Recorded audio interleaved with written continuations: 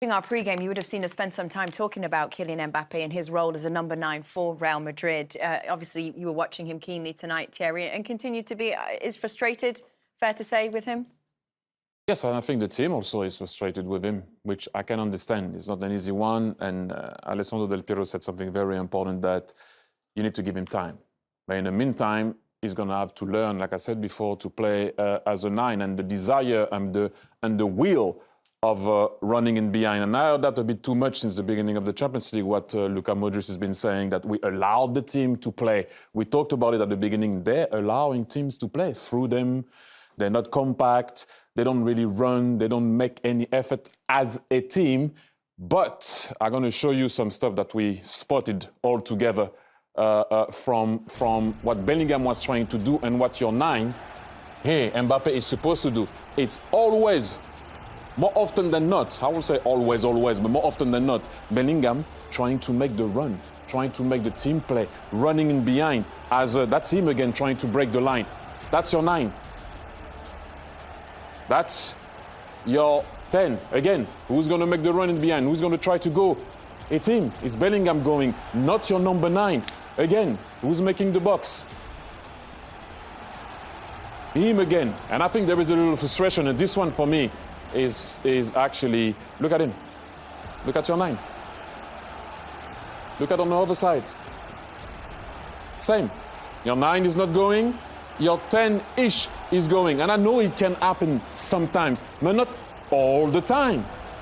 Every single time. This is why I'm trying to say that I know he's not the number 9. I know this is not what maybe he likes to do. But do you think he likes to make those runs? Like to try to stretch a team? He'll do it because he has to do it, because desire speaks, because will speaks. And I know he still didn't score a goal this season, but look at where he started. He's going to pass his 9 to make a run in behind. What are we talking about here? You can't win games like that. You can't win games with your 10 breaking the line, coming back, trying to bend his run, trying to defend, trying to go on the other side. And then after he gets a substitution, I would have been upset too. I see him kicking a bottle. It's him again going. Look at where your 9 is. Yeah, I will be upset also. Of course I will be upset. This is, for me, not good enough. And I don't think they're playing well as a team. But this is what we were talking about before, Jamie. On the ball, also he has to do way more. What do you think's the actual? What do you think's the solution there? How can this? It has to work. He's not going to be put on the bench, is he? He's killing Mbappe. He's cost a lot of money. How do they make this work? Look, where for me it's actually worrying, and he will get better because he can't be worse than this. Is that we're not asking him to hold the ball like Didier Drogba, which I thought was magnificent at doing it, or putting your body. I know that's not your game.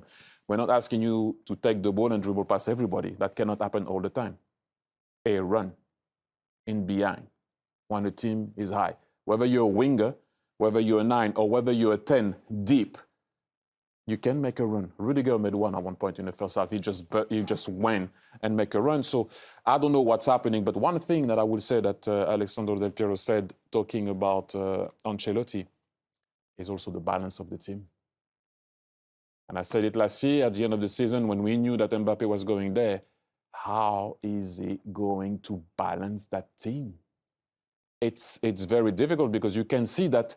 I'm not going to try to find any excuses for Bellingham, but how do you play? Where do you go? What do you do? Rodrigo was essential for them last year when they were losing the ball.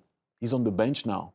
And I know maybe he doesn't have the efficiency of Vinicius Junior that he had last year, but Rodrigo was balancing the team off the ball. Now he's not playing. So it's going to be tough for Ancelotti to find a way to make sure that all those players can coexist.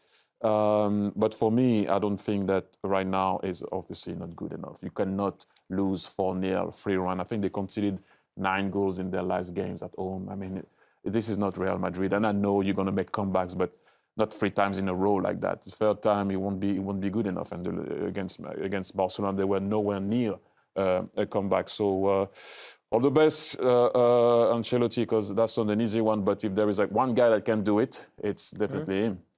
Yeah, tough one to digest for Real Madrid tonight. Apparently, it was tough to digest.